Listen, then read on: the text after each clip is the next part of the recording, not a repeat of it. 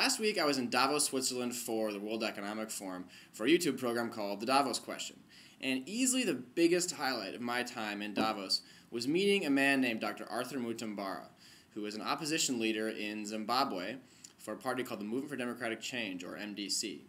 Now, Mutambara is a dynamic young leader. He's a new leader. The other leader of the Movement for Democratic Change is a man named Morgan Tsvangirai.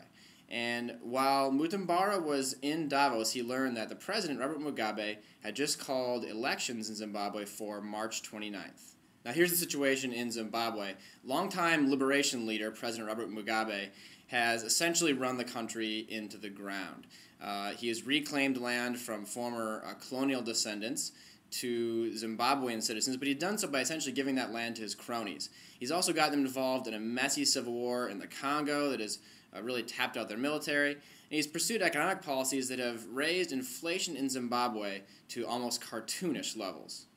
Our country is going through a national economic and political crisis where 95% of our people are living below the poverty line.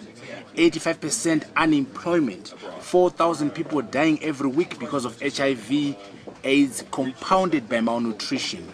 If we don't get food assistance from the world, 3 million Zimbabweans might starve. We have a national economic crisis of epic proportions. And this has been produced by political illegitimacy, poor country governance, and lack of vision and strategic leadership in Zimbabwe.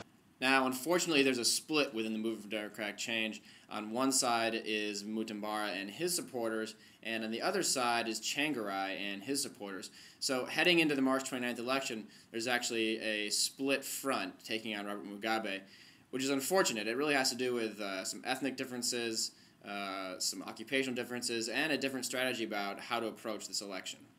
Mutambara still plans to run with his wing of the party on March 29th, and we'll see what happens.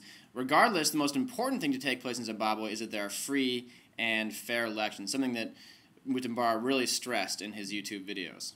So what Mugabe has done is to jump the gun and negotiate in bad faith by subverting a process of creating new conditions for free and fair elections in our country. Well, check out Mutambara's YouTube channel to learn more from the young leader himself, and weigh in with your thoughts and comments and video replies there.